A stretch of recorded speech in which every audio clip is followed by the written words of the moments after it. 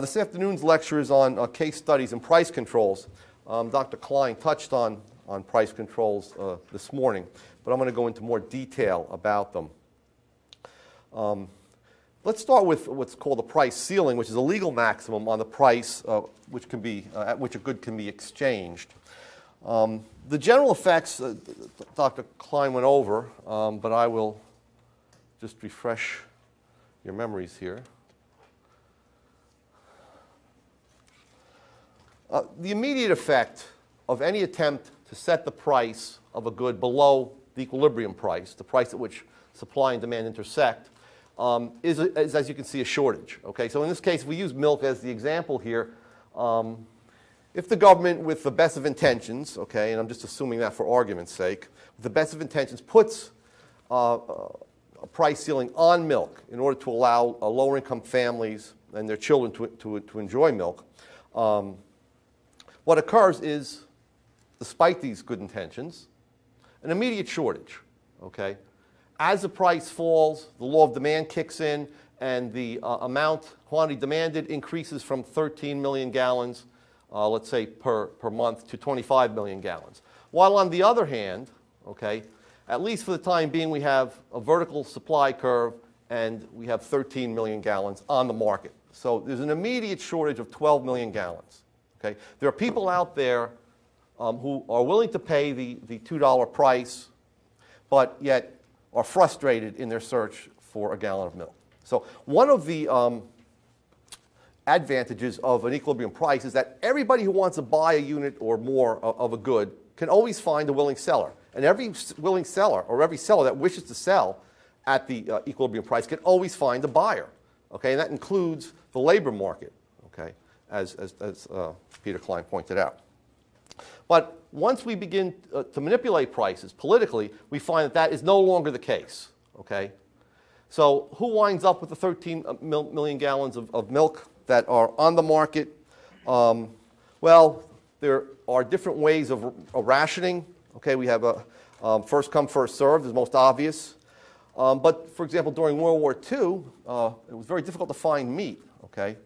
And what the butchers would do, they would put the meat away, or a part of it. Okay, the meat they knew was in short supply that they could easily sell out. And they would keep it for family members, neighbors, and particularly good customers.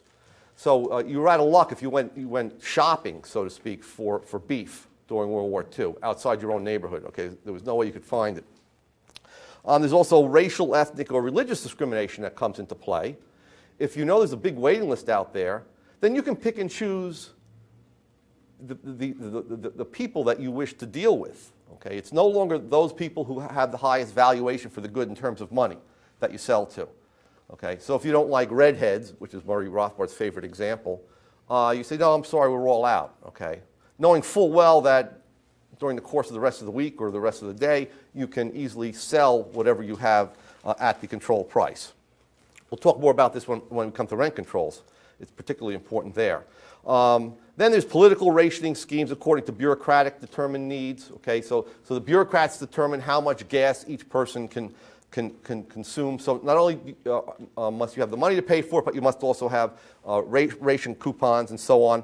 If you recall, in 1973 and 1979, when we had the shortage of gasoline in the U.S., there was a rationing scheme according to which certain people with odd numbers could come on Monday, Wednesday, and Friday to fill up their gas tanks. Other people could come on Tuesdays, Thursdays, and Saturdays, or whatever, and everybody could buy gas on Sundays. So it was according to some arbitrary criteria, and that is, what was the last number on your license plate? Okay, was it odd or even?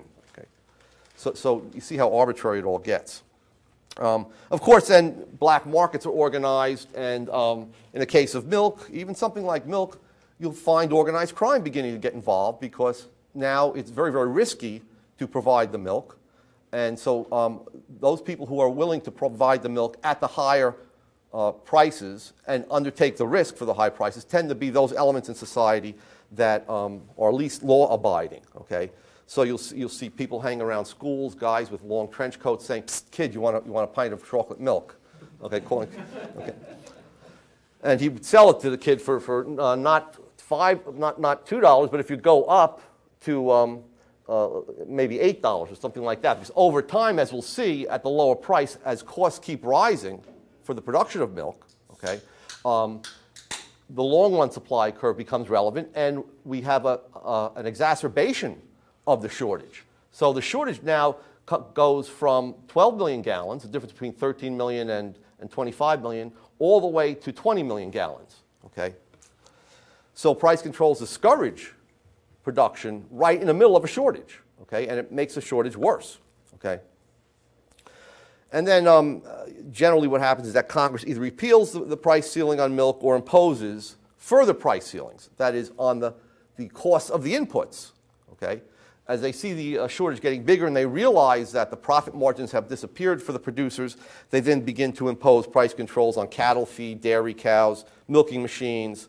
That causes shortage of these things, and then the price controls radiate out to control more and more inputs until the whole economy becomes socialized, okay, or approaches full socialization. Now that's the general effects of a price ceiling. Let's go into some specific examples. Let's go into rent controls. Okay, we do have, as we point out, a shortage of apartments, and I'll just show you a quick diagram here of rent controls. This is a small city in which, can this be, no. Can this be magnified, Chad? On the far right is zoom. Zoom, I see. Zoom. Did I magnify it? Oh, there we go. Just hold it. Okay. Okay. So that the equilibrium rent in a small city is $900. At some point in the past, it was at a fair rent, $600, let's say, and at that rent, there was no shortage. And then as inflation has continued, or as population has increased, the demand has gone up in money terms, and what has happened is that now we have $900. So let's assume then that the city council steps in, passes an ordinance that rolls back the rent to the old price of $600, okay? So initially, we have 700 apartment units available. That's the fixed stock, the short run or immediate run vertical supply curve, intersecting with the demand curve, D1, okay? But now it no longer intersects at $600, okay? We have 300 more people and households who wish to live in this city in a rental unit than are available, okay? So there's 1,000 people desiring to rent and only 700 units available. So we have an immediate shortage. Now, the reason why we have this shortage is because people are using space wastefully, okay? In other words, despite the popular view, and the view of left-wingers, that, well, if you allow the price to rise back to $900, or if you take off rent controls in New York City, people will be living out in the streets. Well, that's simply not true, okay? People are very ingenious in finding arrangements by which they can conserve on living space. So, for example, college students living in New York City, if you live in a two-bedroom apartment and you have one roommate, you would take on 2 more roommates, okay, which would allow you then to pay the rent, okay, the higher rent. And at the same time, you'd be economizing on space. Multifamily arrangements would occur. This certainly occurred with immigrants from Southern and Eastern Europe. In the 1870s to 1920s, you had more than one family living in an apartment. If you have a widow whose husband has passed away, obviously, and her children are gone, living in a 3-bedroom apartment, she may very well then, at the higher rent, begin to rent to other seniors, okay, to conserve on space and to save money. Okay, it doesn't mean people are going to be thrown out and living in the streets. People are very ingenious. They don't need bureaucrats to tell them what kind of living arrangements to make. In New York City, there's no controls on luxury apartments, quote unquote, but these are just tiny, small apartments that have been built in the 1990s and so on that aren't subject to price controls. And yet there arose a phenomenon called mingles, okay, where single people would live together, even a male and a female, but not in a romantic relationship. It was just another social adjustment to the higher price or higher rent. Okay, so you would, in the short run, then, if you took off the rent control, find that through alternative arrangements and so on, people would adjust. That is, the quantity demanded of apartment units would decrease. Okay, other people would move out to the suburbs and undertake a more costly commute at the higher rent. So there is elasticity in the supply curve. People think that there's a fixed amount of houses, a fixed amount of people, and if there's more people demanding at the lower rent than there is supply of houses, then you're going to get some people living in the streets. Of course, that's not true, okay, as I've just shown. Okay. Now, what are the supply side effects? Okay, these are very interesting. The supply side effects are such that in the long run, not only are you going to freeze the shortage, but the shortage is going to get worse. That is, over time, the owners of apartment buildings will adjust. That is, you'll move down your supply curve. Okay? They'll take some of the units off the market. Now, the units will come off the market in a number of ways. First way is what we called in the New York metropolitan area back in the 80s and 90s, condomania. Okay? Remember, the price for this property of the landlord is only controlled on the rental market. Now, if New York City, for some reason, put a control on the, let's say, salaries of accountants, okay, in New York City, in order to make business more attractive by lowering costs and so on. Okay, what would occur? Well, since the accountant's salary is controlled in one market, he would be able, or she would be able, to move to other markets. They would move geographically to other, Baltimore, Boston, or wherever, on the one hand, over time, or they would move out of accounting. Okay? Well, the same thing is true in the rental market. There's no control on what you can sell condos for or what you can sell co-ops for, so many of these rental units will be taken off the market and transformed into co-ops and condos. Okay? So you get a shrinkage of the rental market, and the shortage will grow from 300 to, in this particular case, 600 units. Shortage will grow worse. But that's not the worst of it on the supply side. What will occur is that you'll find that almost immediately, as costs continue to rise, utilities, taxes, the costs of maintenance labor for the buildings, as those costs continue to rise, they're not controlled, the profit margins will be squeezed. So the owners of the rental units, okay, if they're not going to turn them into condos and so on, will begin to cut down on costs. And the way to cut down on costs in the market for apartments is to cut down on maintenance. Now, that's not a big deal if you live in a middle-income or upper-income apartment. All right, they fire the doorman. They don't paint the common areas as frequently. Their response time to problems in the apartments become, instead of 2 days, maybe a week or 2 weeks. The apartment doesn't become unlivable. But in a low-income apartment, which is by definition no frills, you begin to get a deterioration of the physical building itself. The heating system goes out in the middle of the winter, and it's not fixed for a week or 2 weeks, or at all. Okay? Lights in the common areas.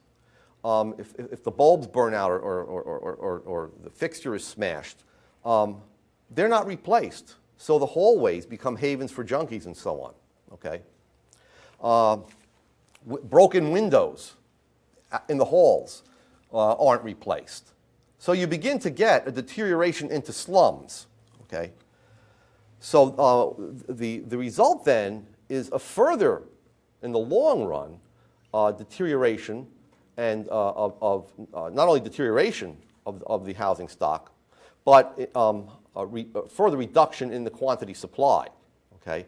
As after a while, the taxes and utilities the costs are higher than the rents that they're getting, so that the landlords literally walk away from the buildings, and then the city takes over, and the city is the worst possible landlord. Okay, as many tenants can attest, and the tenants get almost no services. And there's a very interesting article which I would like to read you by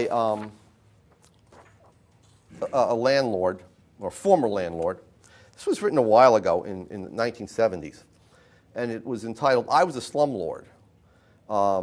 It's very, very revealing because it gives you specific statistics and data about what resulted from the price controls or rent controls in New York City. It starts off, "I was a slumlord. Here's how I came to be one. I was born 69 years ago. I learned the craft of cabinet making in my native land, Hungary. This would have been my 50th year of working actively, creating in wood many things of lasting beauty. My name is well known and well respected in the trade." About 20 years ago, I bought a small factory building in East Harlem, where I worked together with my team of 10 to 12 men. With changes, improvements, and additional construction, the factory cost me about $65,000. A few years after I bought the building, the adjoining building, number 510, was offered to me at a bargain price because it was in poor repair. With the idea of expanding my workshop into it or using the lot for parking, I bought it. For $12,500 in cash, I became the owner of a 4-family house. So remember, he is talking about, it's 1972 when this is written, and so these are 1952 prices. The 4 families living in the house are all decent working people. To my knowledge, they do not need and never ask for charity, public assistance, or help. Yet this law forces me to give them shelter and heat at lower prices than my own cost. So he points out that for several years, his cash expenses have exceeded his income by about 25%. Those are his out-of-pocket cash expenses for utilities and taxes, okay? And this without interest or amortization on the mortgage. So he's not even covering the mortgage, okay, or paying a penny towards it. The building was in poor repair when I bought it. By now, it is the favorite hunting ground of every city inspector. The building needs a new roof, new walls, new ceilings, new plumbing, new wiring, new doors, and a new heating system. It needs about $15,000 worth of repairs. The building now has a gross income of $2,600 a year. Okay, so he's getting $2,600 a year in gross rents, of which I am paying for taxes and heat about $3,000. So every year he's losing $400. Why didn't I apply for a hardship rent increase?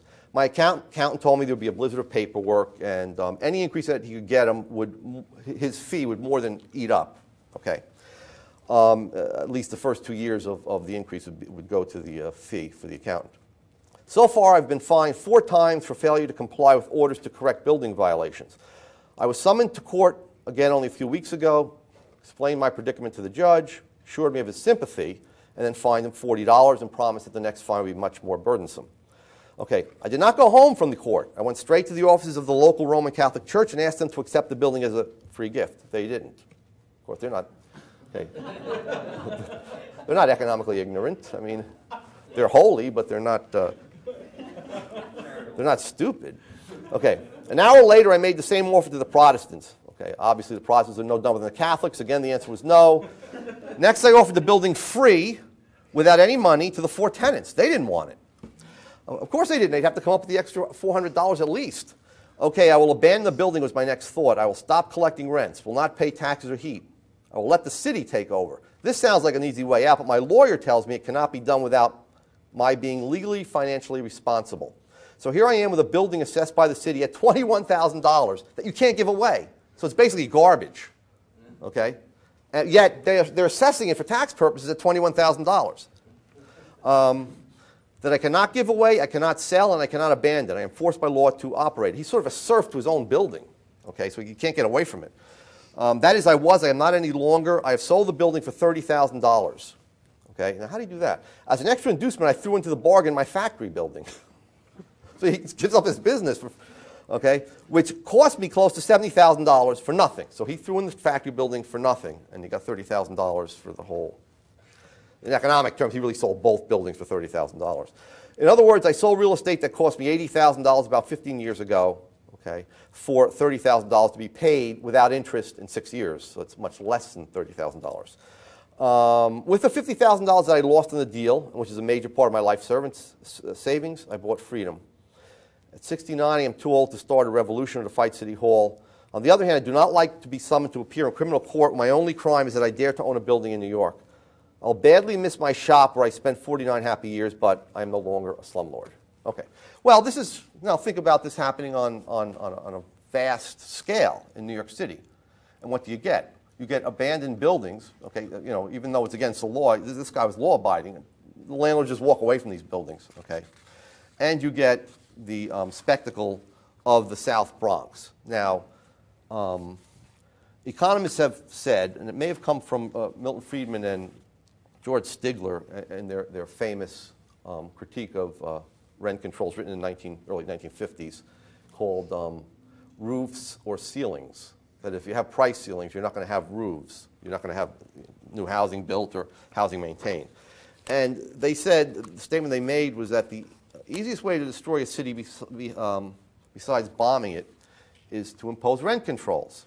So what we have here is a series of pictures of bombings of cities that were bombed out during World War II, and some pictures of photos of what the South Bronx looked like, I guess in the 1980s or so. Okay, so let me just show you some of these. Okay, is that bomb damage or rent control? I have the answers on the back. Okay, that's bomb damage, right? That is Aachen, Germany. I think one of those was on top of his house. But, bomb damage or rent control? Yeah, that's rent control. That is the South. That's the Bronx.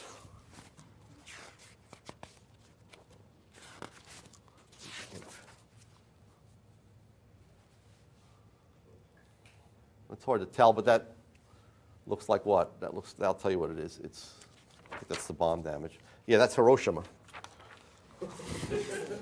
It is. Okay.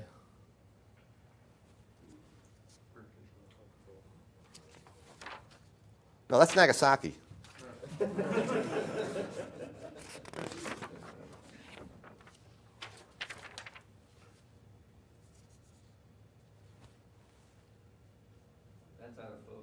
Yeah, it's out of focus what that is. Let me get that in focus for you. There we go. That's also that's Hiroshima.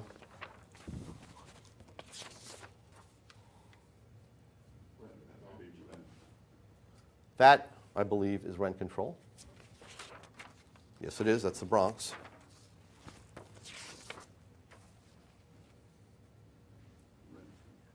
That's rent control again.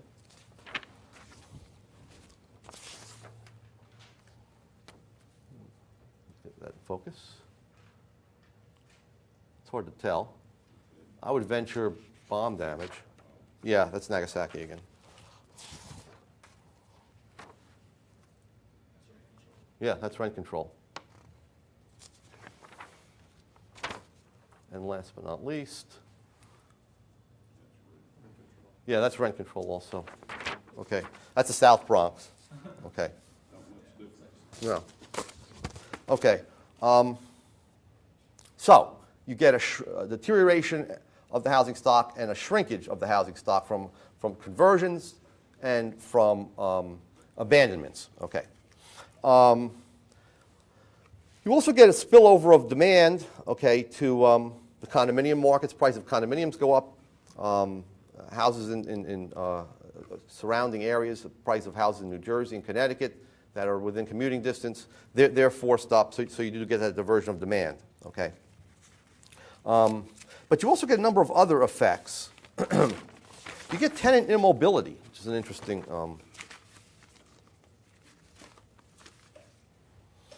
phenomenon. That is, you might have in a neighborhood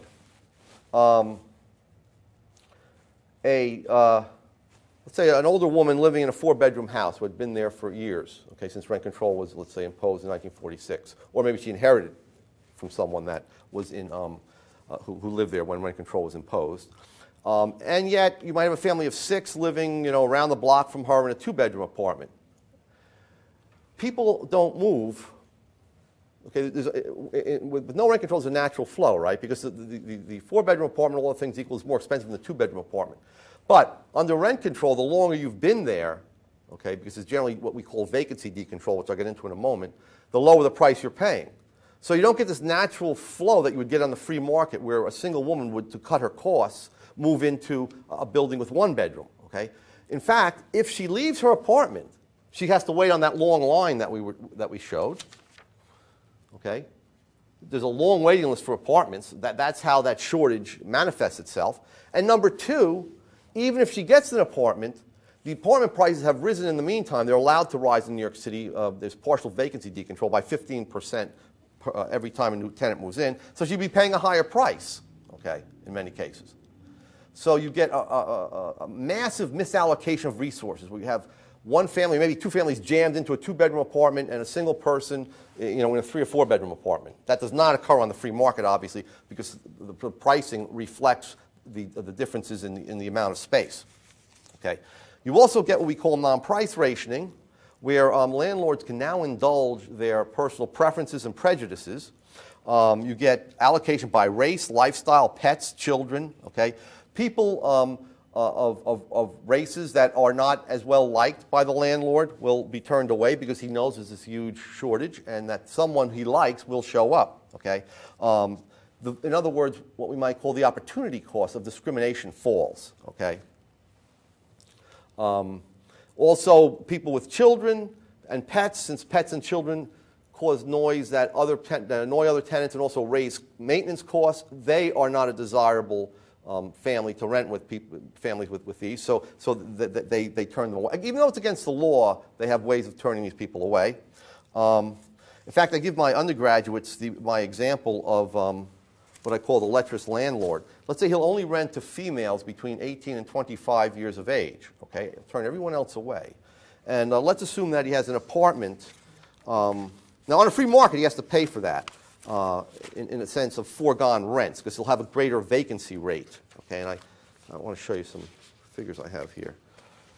Let's see what it is. Yeah.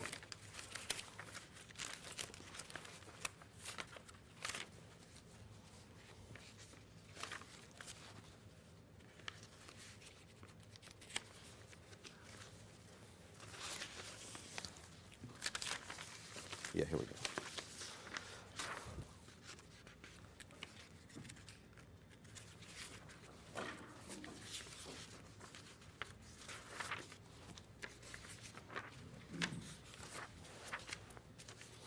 I don't see. Oh, okay. Let's assume for a moment that he has, he charges $1,000 a month. On a free market, let's say the rent is $1,000 a month. He has 20 units, okay? And that he can rent them, his vacancy rate maybe is, one unit at any given time is not rented out on the free market, okay? Now there's suddenly a rent control, and now he's limited to, let's say, $500 a month, okay? Now, what he can do, okay, or actually before we do that, let's say he discriminates on the free market. If he discriminates on the free market, let's say his vacancy rate then goes up to 5, okay? And so what we got is at $1,000 a month, which is the equilibrium rent, he has 20 units to rent out. On a free market, he may have vacancy of 5 if he keeps turning away people that don't meet his criterion, which is young female, 18 to 25. So it's going to cost him the 5 vacant units, which on average is what he has, times $1,000 a month times the 12 months. It's going to cost him $60,000 a year to indulge his prejudice, okay, or in this case, his positive preference for a certain type of person, okay. Now, what happens if suddenly you have rent controls and the price is $750, okay? Well, he knows that there are many people out there, so if he turns, there's a huge shortage, so if he turns one person away, it's very likely that someone else will show up. What happens is that $60,000 a year falls possibly to 0, okay? He has almost no vacancies because of the massive shortage. He can find the people that he likes because they're not able to find apartments. So obviously, according to the law of demand, a person will indulge this preference at a more likely to indulge his preference at a lower price than at a higher price, okay? And then all crazy things that are in the lease, okay, are actually enforced. Because with vacancy decontrol, you want your tenants to leave. Because the next tenant will bring you 15% more, okay? That's as it works in New York City. So, for example, if you ever lived in an apartment, you read your lease, basically you can't do anything after 10 o'clock except breathe. Can't have unrelated people staying overnight. Can't play the television set. If you live in garden apartments, as I have done, you can't wash your car in a parking lot. You can't have any pets. and all of these crazy, but they don't enforce them necessarily. They only are there to protect the landlord and the other tenants against someone who's very, very noisy or someone who is disruptive, so it's legally easier to get them out, to evict them.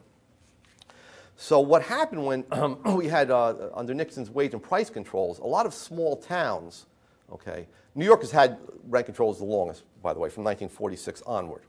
But after World War II, rent controls were taken off in most of the rest of the country. They reinstated in the early 1970s with the wage price freeze that was imposed by Nixon. And from my own personal experience, I lived in southern New Jersey where most of the towns did not at the time impose wage and price controls. So when I moved in there, I noted that it said no pets, and we had a cat. And so I asked one of the neighbors, I said, you know, do we have to hide our pets or what? She says, no, they never enforce it, okay. And also I noted that people were washing their cars in open daylight out in the parking lot and so on, which in the lease said you weren't allowed to do. Then I moved to northern New Jersey, where they did impose rent controls. Okay, and those rent controls stayed on even after Nixon's wage and price controls ended. They stayed on throughout the 70s in many places. And so I figured, you know, the same thing. You know, they're not going to enforce these. So my neighbor comes running over as I was moving in, and she saw the cat. She says, "You better hide that cat." And I said, "Why?" And she says, "Well, the landlord hires kids, like a Gestapo group of kids that goes around during the day when you're at work and looks in the windows to see if anybody has pets, and then sends you an eviction notice, because you know, he can charge the next tenant more." Okay, so and also I noted people at night with flashlights washing their car at midnight. Okay, because they're hiding from the land. So all of these sort of fascistic clauses in the rental agreement, the lease agreement, are now enforced because they don't. If one tenant leaves, well, you know what? We have other tenants out there waiting to come in, okay, would-be tenants, prospective tenants, all right? And I personally know of a landlord, I mean, it goes beyond now just neglecting the building, okay? Landlords become the enemy of tenants, and so there's sort of a class warfare between, especially in New York City, if you ever see it. Tenants are always picketing landlords. Landlords are always bad-mouthing tenants. They hate one another, okay? And the reason being that the landlord would love to have the tenant out of there, and so he makes conditions as unpleasant as possible for the tenant. Okay, and I personally know of a landlord that allowed a band to practice until all hours of the night in a vacant apartment to drive the other tenants out. Okay,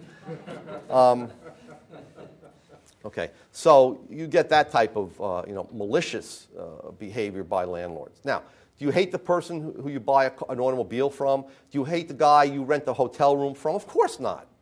But if there were similar types of controls and it was in the interest of those people to allow these products that you're buying and services to deteriorate, then there would be an abiding hatred, as there is in New York City. I was shocked when I went to Houston in the mid-1980s during the oil bust. And, you know, tenants and landlords said hello to one another. Okay, I stayed at a friend's apartment. And not only that, there were advertisements all over. Free 6 months rent, first six months rent free. Free microwave ovens were being given away. There was a lot of competition. There were no rent controls. There was continual building going on. They had overbuilt because of the oil bubble that had occurred. And so there was competition. That kept the rents low. Okay. A few other points I want to make about rent control. One of the most interesting, let's say, unintended consequences of rent control occurred in France. Okay.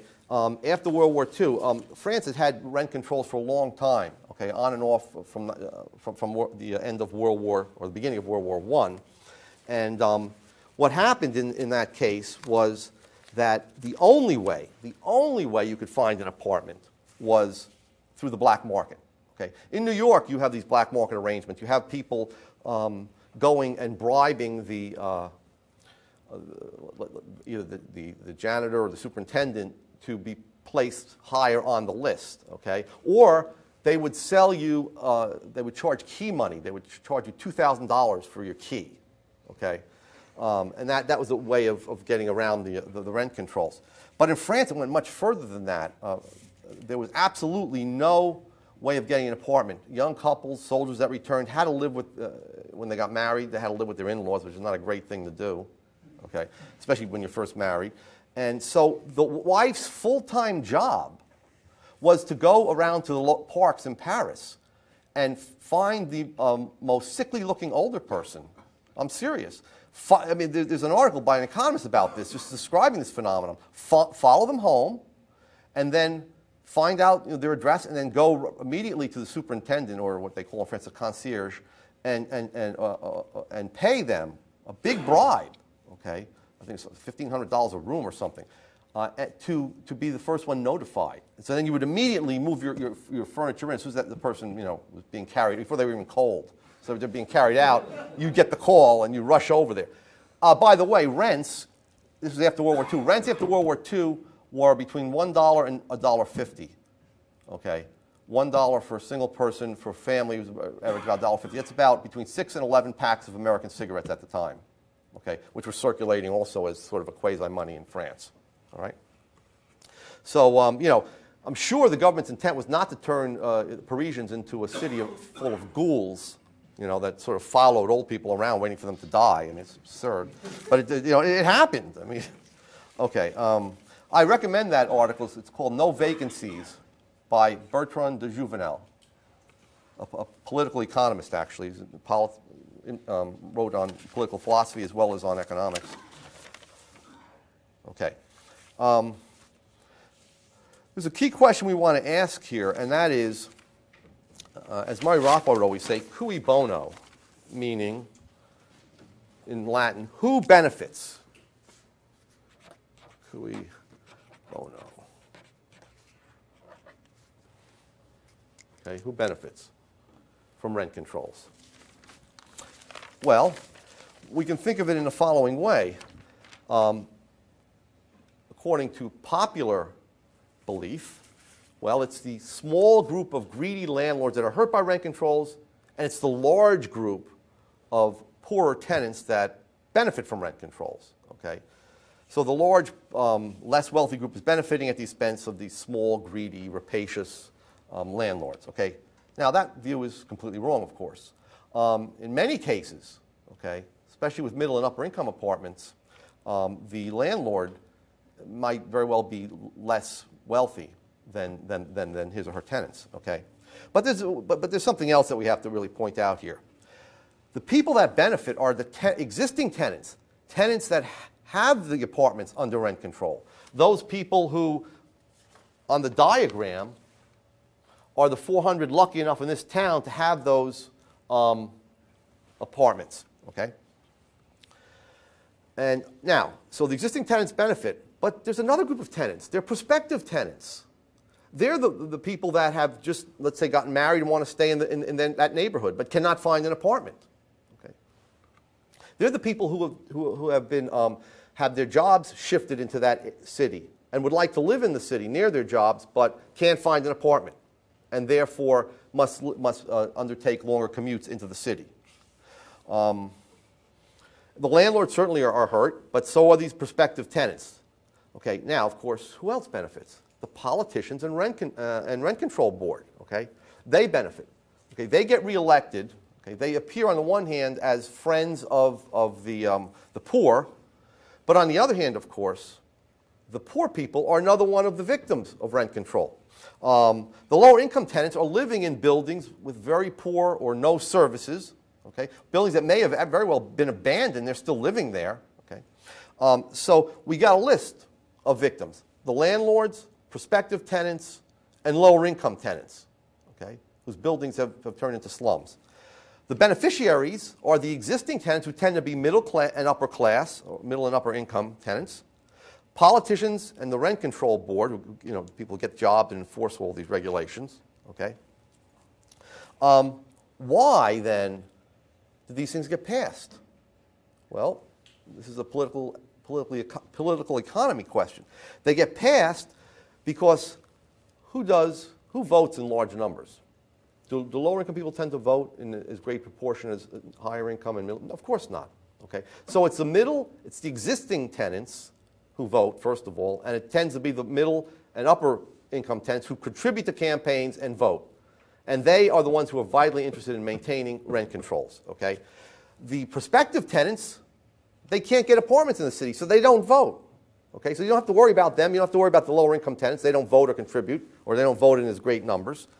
And you can appeal to the ones that do vote by saying that you're keeping the prices low for them. Okay? So what you get then is basically rent controls being a government welfare program for for middle and upper class tenants. And there was a great article, which I'll read, a part of which I'll read to you, in the Wall Street Journal, pointing out just two benefits from rent controls. Okay. And of course, it's not who you would think benefited, and not who the news media tell you benefits. Let me make sure I have this.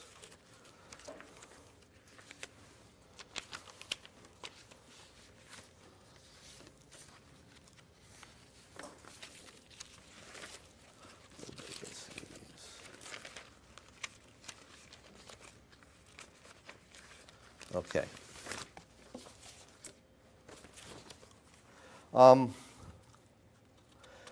Rent controls are very, very complicated in New York City. There's different classes of categories of apartments and so on. Okay, but it's clear that today who benefits, and that as we'll see from this article, is certainly people of upper and middle income. People from all walks of life have lucked into rent-regulated New York apartments. Actresses Mia Farrow and Cicely Tyson, the Baroness Ingrid Thyssen, Sidney Biddle Barrows, who was the so-called Mayflower Madam, State Senate Democratic leader at the time, Manfred Orenstein, leveraged buyout specialist Tom Goodwin, and so on. Okay. Now let me give you some idea of the extent to which they benefit. Philip de Montebello, who is the director of the Metropolitan Museum of Art, pays about $1,900 a month for a 7-room apartment on Fifth Avenue. The market rate would be about $6,000 per month. Okay? So he's being subsidized to the tune of $4,000 per month, okay, or $48,000 per year, okay, by these lower rents. Jack Futterman was the chairman of Pathmark Stores, pays $1,336 a month for an apartment on Central Park South. Okay? That's about half the free market rent. So he's getting $1,300 per month benefit. Some other people that benefit. Alistair Cook, the late Alistair Cook, the late writer, the former host of public broadcast Masterpiece Theater, lives in an 8-room apartment on Fifth Avenue overlooking Central Park. The rent is about $1,500 according to the landlord, and in fact would be much, much higher than that amount, okay, on the free market. Some inherit their apartments. So if your relative has lived there from, like, say, 1946, your mother and grandmother, you can inherit the apartment at the same extremely low rent that was in force then. Mia Farrow pays about $2,900 a month for 10 rooms on Central Park West, a fraction of the market value. The actress grew up in the apartment, which was the setting for one of her movies. Okay? Her mother, Maureen O'Sullivan, was the one who had rented it. Okay? Entertainment lawyer Alan J. Grubman, who has done deals for the likes of Billy Joel, Madonna, Michael Jackson, David Geffen. He pays about $9,000 a month for his rent-stabilized apartment. Okay, now it's an astronomical sum, $9,000. But Mr. Grubman gets the entire 17th floor of an old Park Avenue building that spans half of a city block. His landlord says it's the size of 4 large 2-bedroom apartments, and real estate agents say they could rent it for $20,000 a month. So he's getting subsidized to the extent of $11,000 a month. Okay? And that's why rent controls aren't changed. These people have a lot of political influence. Economists have long pointed out, I'm not necessarily in favor of this, that if you really want to target the poor, if they cannot afford a free market rent, let's say $900, but only $600, then the way to do that is to send them simply a rent voucher of $300 per month. Okay? Then you would not have any controls. It would still be a market price. and supply would be equal to the demand. There would be no shortage. There would be no deterioration of the buildings and so on. Okay? Now, I think even better than that is, for example, some of these southern cities' policies, Houston's policy of not having much zoning laws and allowing building, which that increase in supply naturally keeps the prices lower. Okay? So that's the story with rent controls. Let me talk a little bit about another form of price ceiling, and that is the market for organs. Okay? In effect, people are, and in law, people are not allowed to sell their organs. Okay? They can donate them at a zero price, okay? But they cannot sell them at a positive price. There was something called the Transplant Act of 1984, which made it a felony to buy or sell organs. This was in the U.S. So what is in effect happening, and I can show you the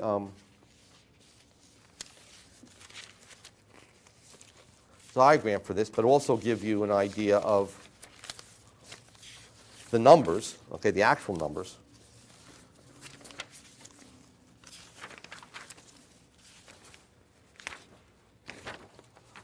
This here.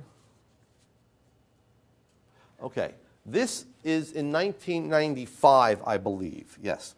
In 1995, I don't know if you can see those figures there, the demand for kidneys, okay, people waiting for, or the people that demanded kidneys, there were 40,000 people that were eligible for, or that were medically qualified for kidney transplants, and there were 10,000 kidneys donated. So the price control is set at a zero price. So there were 10,000 people, many of whom were relatives of the recipients of the kidneys, who donated these kidneys. Okay, but there was a shortage then of 30,000 kidneys in the U.S. in that year.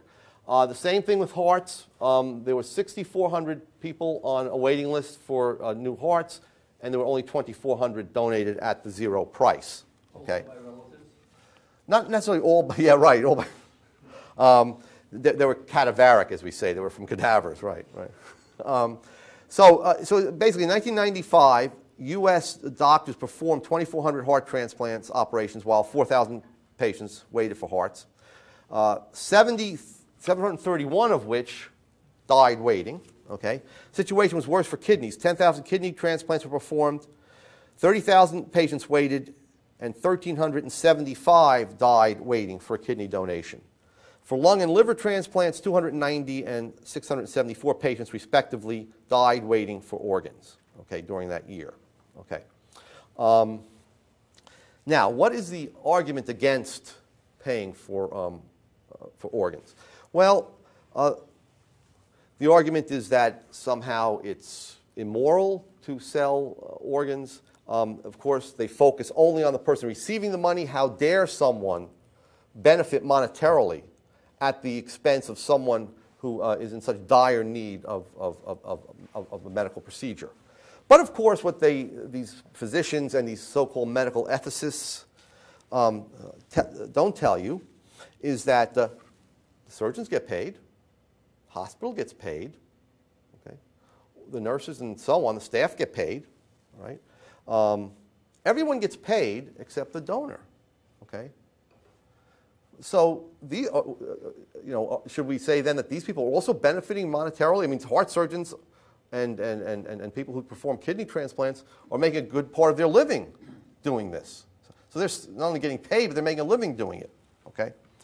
So, so these organs are no different than any other sort of commodity on the market. Okay, the government makes them different in a sense by keeping the price at zero. But again, we can see from economic reasoning that that's simply a price control.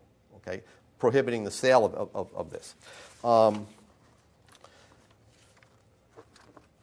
Now, there's a reason why people are reluctant to be organ donors, okay? That is cadaveric organ donors. We're talking about, after they pass away. Why won't people sign organ cards? Well, people are reluctant to designate themselves legally as organ donors.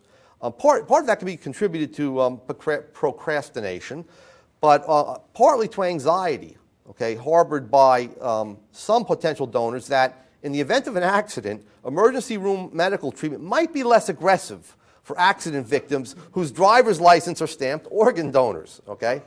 So in matters of one's own life, most people tend to be quite reluctant to take risks for free.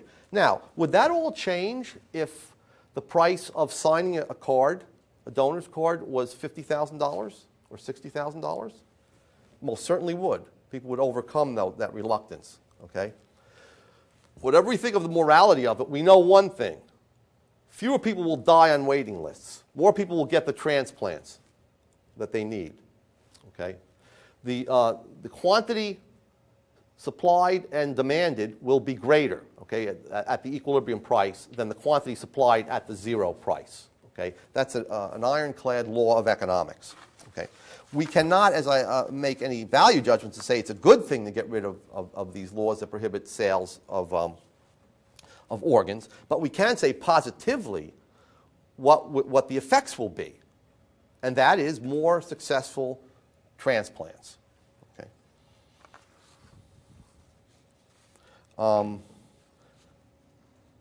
Now, some doctors are beginning to change their tune about this. They still want to control it, though. Okay, they think that America's medical policymakers, they're now ready to consider relaxing the laws to allow some form of financial incentives for organ donors. Okay, but you know, they're unwilling to allow the market to operate. Well, let's look at the other side of the market. Okay, yes, it's true. Organ donors will benefit. Okay, but then again, so will those people who receive the organs. Remember, just go back to the simple analysis of exchange. It's mutually beneficial.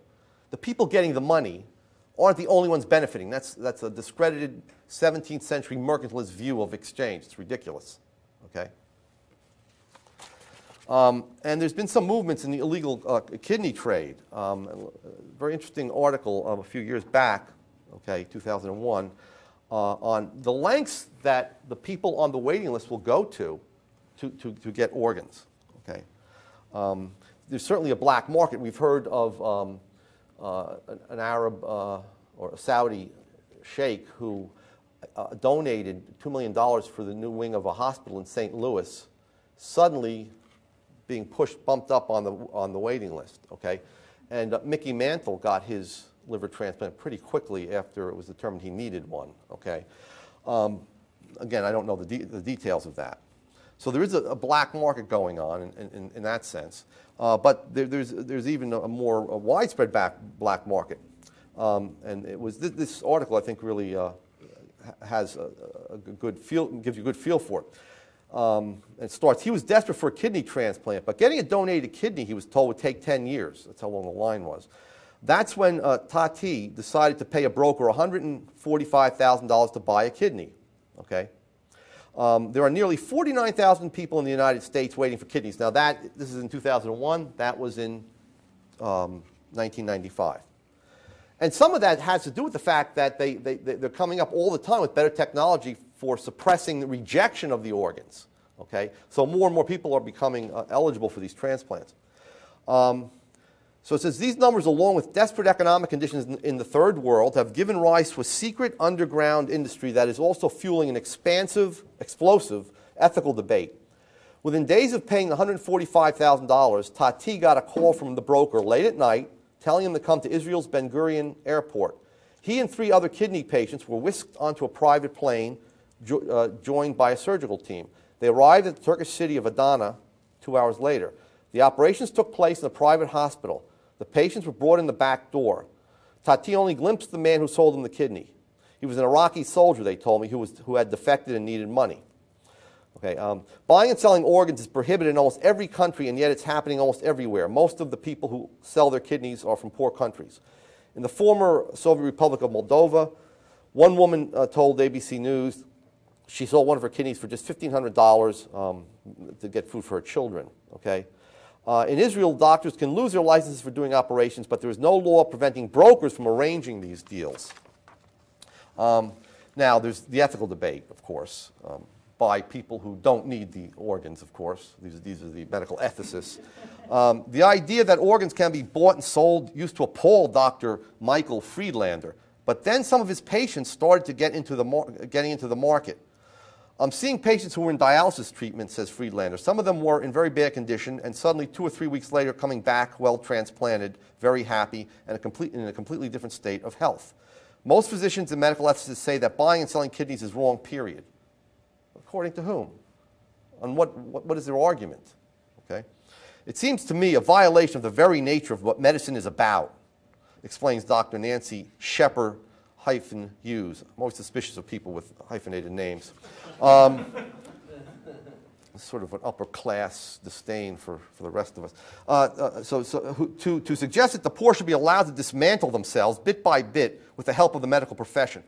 So she's condescending. The poor people don't know their best interests. Okay, they're going to dismantle themselves. What are they going to sell each arm and leg? I mean, it's just an appeal to a blatant appeal to emotion.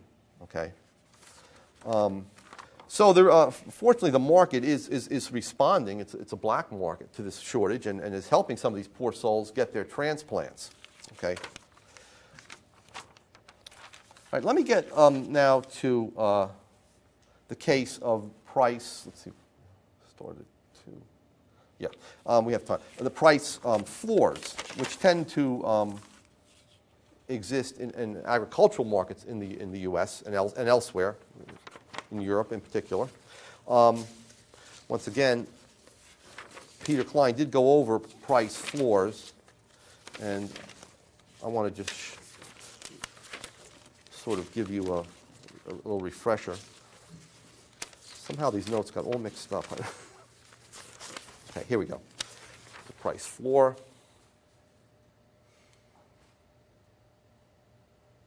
Okay, in this case, the price floor is in the milk market. Let's say you want to keep a higher price of milk in order for farmers to have stable incomes.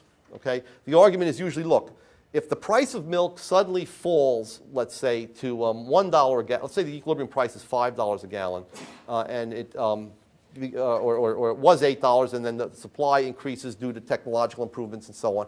Price falls to $5. Well, then what happens is many of the farms go out of business, and supply the next year is much smaller, so that the price of milk might be $15 a gallon, and poor people suddenly can't afford milk, and you have babies screaming for their milk, and it's not available. And then at the high price of $15 a gallon, farmers robotically then re-enter the market, and everybody tries to produce a lot of milk, and the price goes down to $1 the next year, bankrupting almost everybody, causing the price of milk to go up to $20, and then on and on. So we have too much milk one year and not enough milk the next year, and you have starving babies when there's not enough milk. Okay, so all the government wants to do then is to stabilize the price. Okay, so they set a price floor, making it illegal to sell milk for less than, let's say, $8 per gallon. Okay, well, there's a couple of things that happen right off the bat. One is a surplus, as we noticed. Farmers want to sell 22 million gallons of milk, or in the short run, we have a fixed stock. They want to sell 13 million, and people cut back at the higher price of $8. They only want to purchase 7 million instead of the full 13 million as they did before, and there's suddenly a surplus of 6 million gallons of milk per month. Okay. Now, once that occurs, there's this problem of the surplus. Okay, but in the longer run, there's another problem, and that problem is that farmers will begin to invest in more dairy cattle, more milking machines, and so on because of the higher price. So the surplus will grow larger and larger. The quantity supplied will respond positively to the higher price. And what we'll get then is an even larger surplus.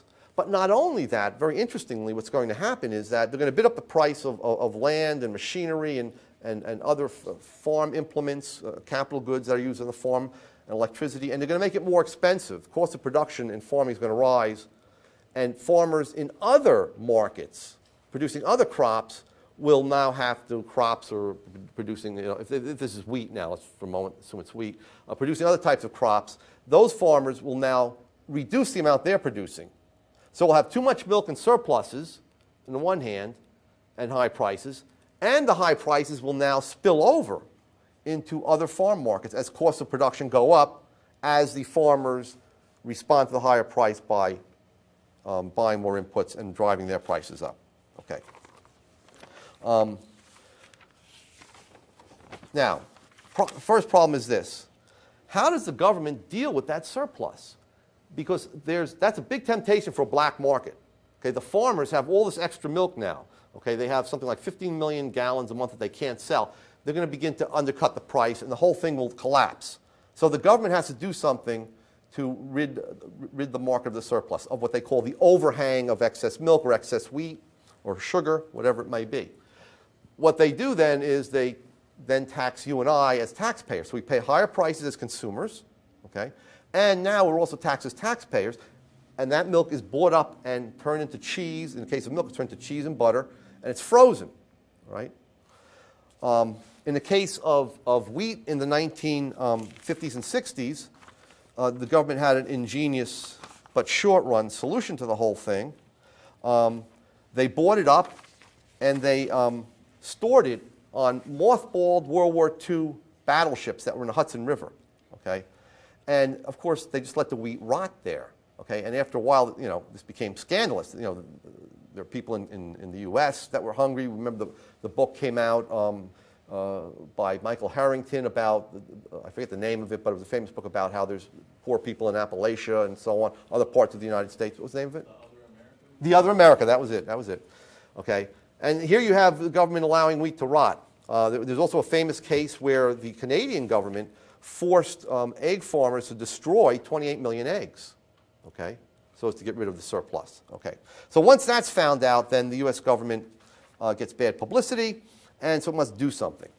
In 1954, they passed Public Law 480,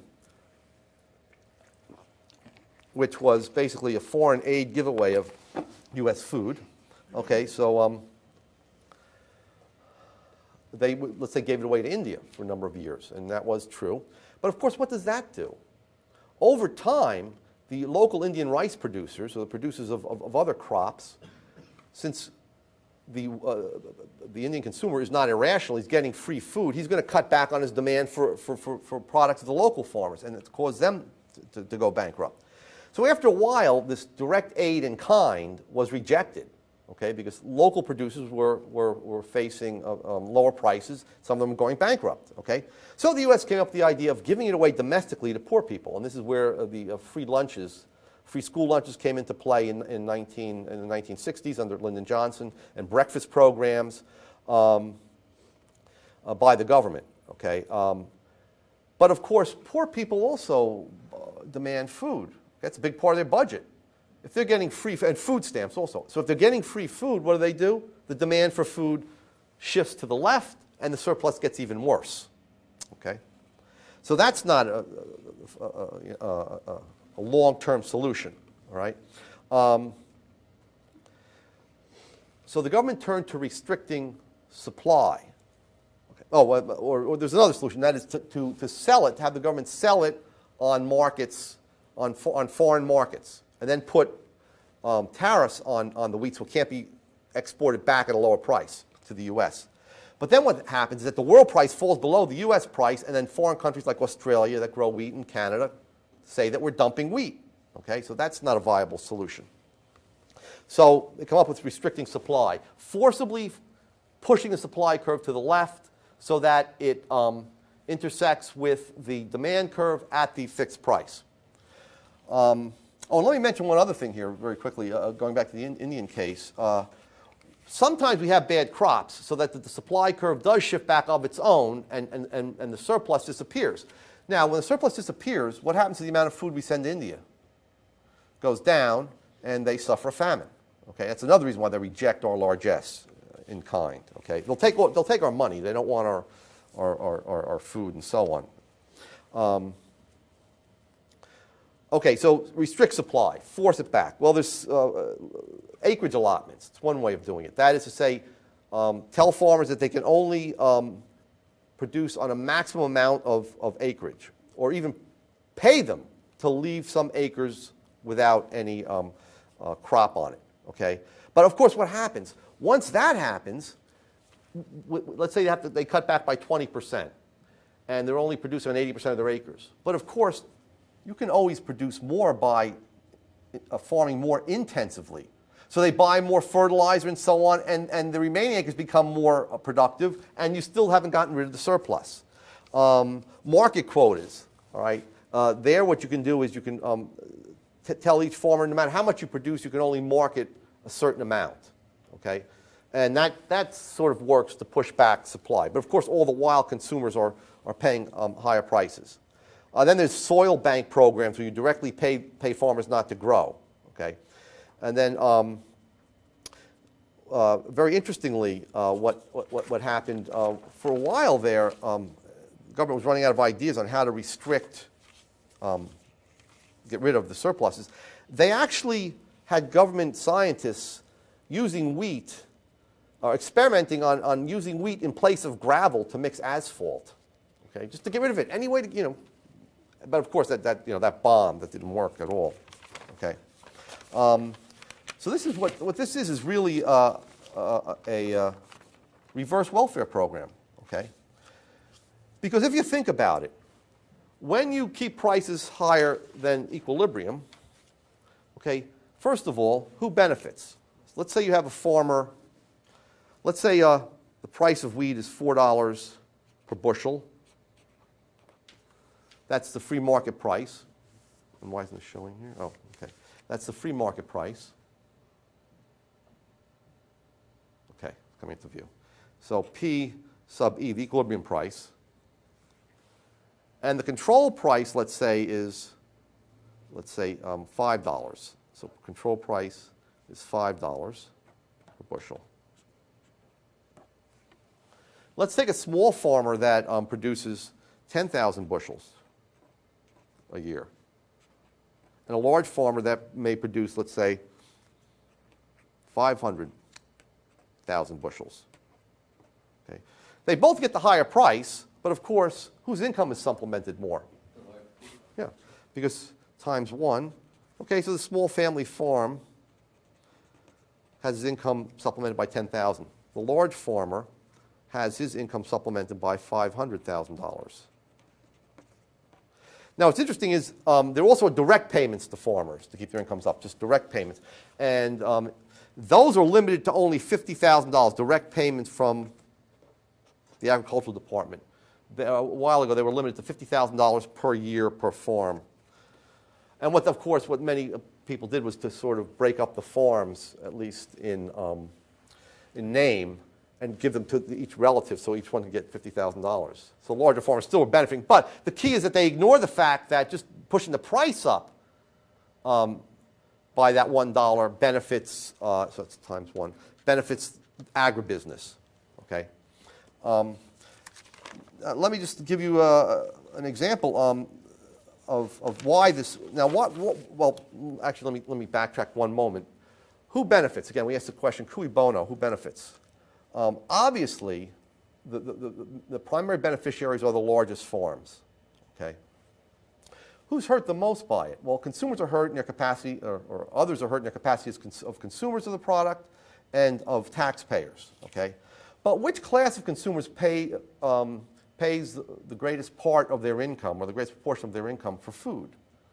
The poor. The demand for food is very income inelastic, as well as price inelastic. So the poor pay the largest part of their income for food. So it's, in a sense, a regressive tax, and it's a welfare program in reverse, okay? That is, you're redistributing wealth and income from poorest members of society to wealthy farmers, okay? Now, why is it then that, since farmers are a very small part of the population, I don't know if they're 1%, Peter, do you know? 2%. They're 2%, yeah, they're about 2% of the population. How in heaven's name are they able to get these programs passed? And, well, let's take the case of sugar. There's about 1,200 sugar farmers in the U.S. It's very uneconomical to grow sugar in the U.S. U.S. citizens pay 3 or 4 times the world price, U.S. residents, 3 or 4 times the world price for sugar. So if sugar is, 5 cents or 6 cents per pound, we pay 20 cents per pound. Not only directly in the form of sugar, of course, but the price of corn syrup then goes up because companies shift to corn syrup. A number of years ago, Coke Coca-Cola, which claimed that it would never change its secret recipe for making Coca-Cola, substituted the sugar with corn syrup. And if you look at your favorite candy bars, they all have corn syrup. So the corn syrup farmers now also are lobbying for price supports for sugar, even though sugar farmers compete with them, because of the substitution effect in economics. That is, the higher the price of the substitute, the greater the demand for your product, the greater the demand for corn syrup. So when there's any talk about repealing subsidies for sugar and tariffs on sugar and so on, you'll find that not only the sugar farmers, but the corn syrup producers also go down to Washington to lobby against removing that.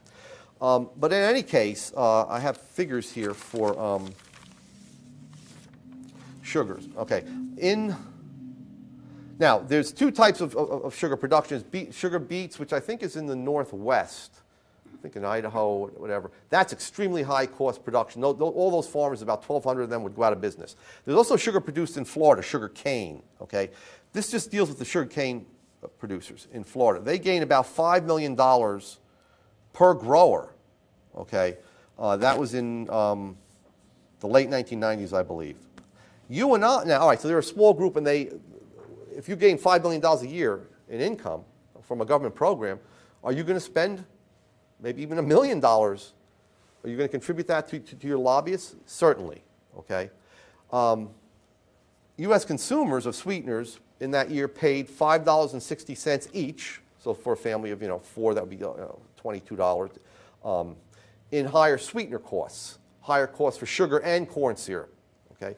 So in other words, it's a classic case of extremely concentrated benefits and widely dispersed costs, okay?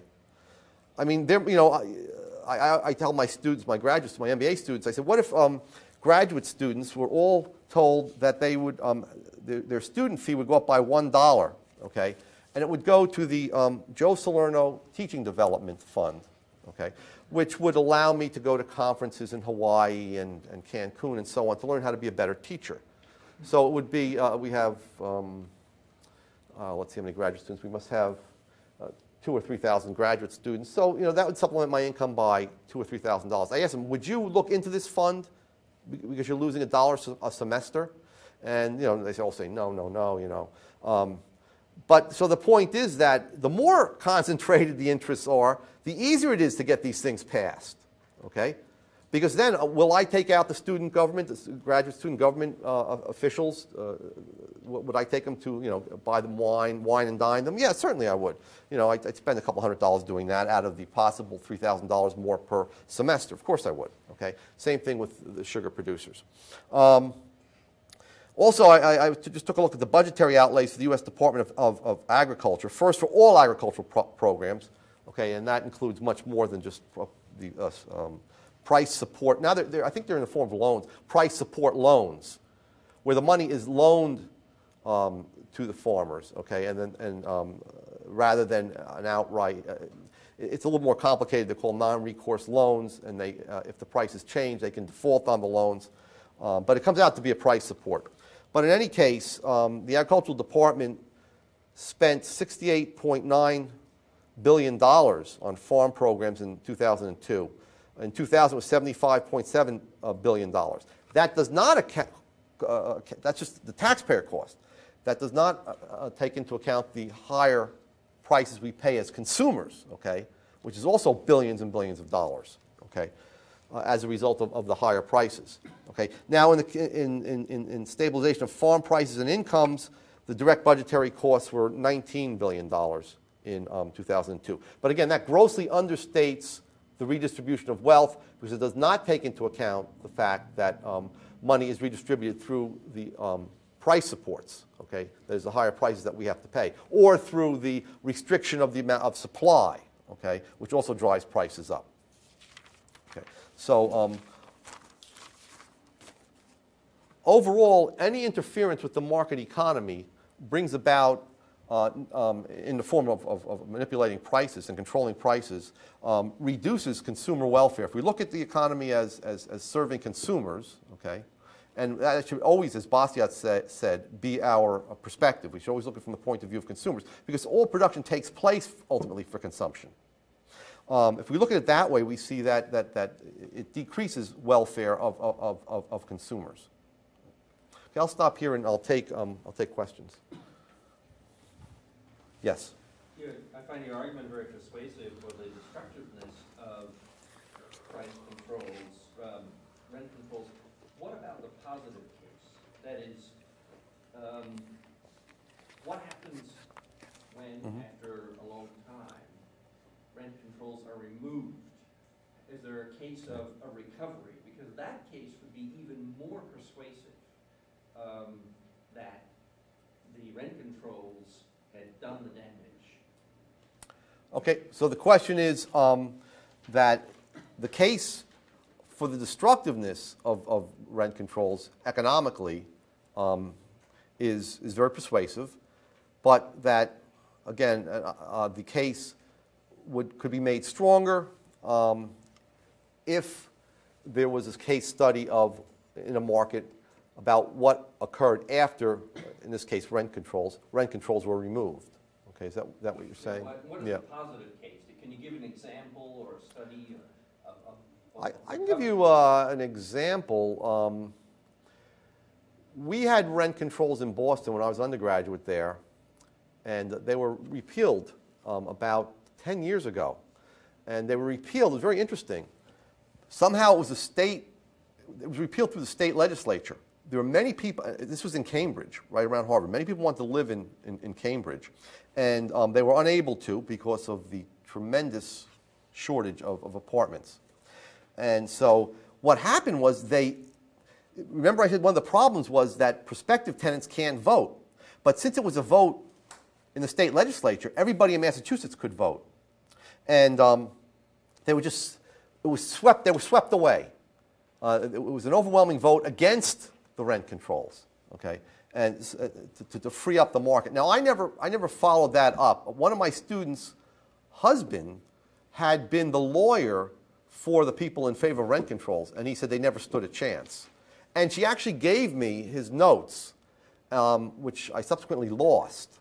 But that would be very revealing to go back, and I think Cambridge would be a great case study.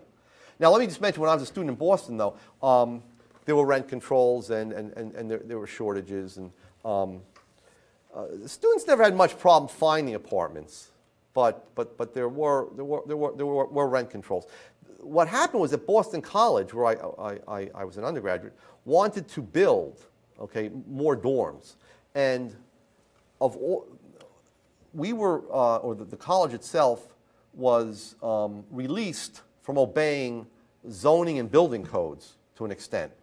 So they built very viable, low-cost housing that you could build for lower-income people by being permitted to truck in huge modular pieces and putting them together. That could not be done anywhere else in Boston because of zoning laws, because of building codes that benefited skilled unions and crafts and so on.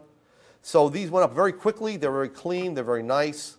And that's to show you the free market solution to providing housing for poor people. Okay, modular units, building in factories, and of course, so the local construction unions hate this, and so the zoning codes, to a great extent, reflect their wishes because they're a powerful voting bloc. Also, they contribute to campaigns. And building codes. Yeah, building codes. Yeah, I meant building codes in particular. It reflects their wishes. Yes. What was the difference between a market with price controls like the airline industry, where you had actually the providers of the service actually competed to offer better services, like better meals? Right. That's a good point. That was, as opposed to a price ceiling, that was a price floor. Okay. It was a cartel set up under a government agency, the CAB, Civilian Aeronautics Board, and what happened there was that the airlines still were separate entities, and so they were still competing with each other for customers. But they couldn't compete by lowering their prices. So, for example, what they would, IATA, which was the international sort of agency, when they outlawed Well, they set minimum prices. So the competing airlines began to serve beef burgundy, these just scrumptious meals, very lavish meals. And then they began to regulate the meals, okay? And the same thing happened on U.S. airlines, okay, before 1978 when they were decontrolled. What you found was that they were becoming more and more luxurious. If you remember the stewardesses there, they were competing for stewardesses that were prettier and prettier. My next door neighbor, I fortunate to grow up next to two gorgeous twins, who were about 3 years my junior, and we became close friends. That's not always a good thing, and they look on me as a brother. But anyway, that's besides the point. But she went for a stewardess's job, and she was also very smart, and they rejected her because the pitch of her voice wasn't right. She had a very soft voice, and so they told her that. I mean, that was back before you could be fined for saying things like that. Okay, so they compete. I remember the commercial, and they competed in advertisements, alluring advertisements. They had a beautiful woman there saying, "Hi, I'm Cindy. Fly me." Okay, that's basically. Yeah, all right. Okay, so that's the opposite, right? Because then you're competing to increase quality, but you can't compete on the price dimension. Maybe Peter Klein will get into this when he talks about monopolies. Okay, but that's a good point. That is an effect of a price floor. Okay, but you really can't do much with farm products. Okay, you can differentiate like Purdue chickens, and you can differentiate them, and you can sun-kissed oranges and so on in some sense, and make them more appealing, and try to win some greater share of the market that way. Yes. I have a comment to the previous question. Okay. I live in Prague, which is the capital of the Czech Republic, and we've had pretty heavy regulations for about 40 years. And right now the market rent is about, I think, 10 times higher than the regulated rent. And we've just started with the deregulation, but the problem is that you cannot really actually see it immediately. Because it's going to take about 10 years before the deregulated rent approaches the market rent, which is the first case. And the second case, I know the owner of the building where I live, and she said that her funds are completely exhausted, so she has to recover first before she invests into the building. And another problem is that she is not sure whether the deregulation is going to continue after we have a new government, like socialists. That's a key, yeah. She's going to rather save the money for herself than invest it into the building. So that's another political uncertainty maybe for investment uncertainty. So the recovery is going to take very long time. Let me just ask you, do you notice if, as the rents have gone up, have people begun to, make alternative living arrangements as far as living with more people per square foot than before? The problem is that it's been about a year, okay, and it's rising like 10% a year, so the change hasn't been that great yet. So as far as I know, people started moving to smaller apartments. Okay, so it freed the market up. I mean, you got more tenant mobility. A little bit, and as prices go up, it'll probably be more and more. Any other questions? Yes, Ron? I work in the warehousing and trucking industry. I don't know if any of you are old enough to remember, but I want to say it was mostly the Carter administration started the deregulation of pricing in that industry. Of the airlines and trucking, yeah, right. Absolutely. In 1980, I mean, all of a sudden, when what they didn't remove all controls, but the way they used to control the trucking industry, of course, was maybe you could haul a load from Auburn, Alabama to Birmingham, but you weren't allowed to haul anything back. Right, that's right. Type of stuff. Yeah, that was. They eliminated that. Right. Where it was open competition.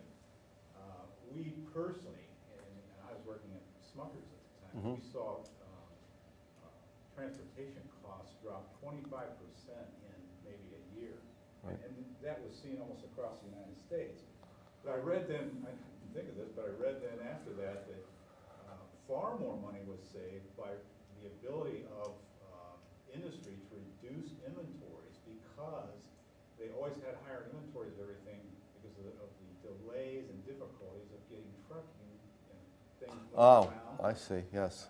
The amount of inventory reduction was like, oh, billions of dollars. Right. It's just an incredible amount, far more than they saved in just trucking costs alone. Yeah, right, right. Now we're just in time. Just in time inventory, yeah. Okay, thank you.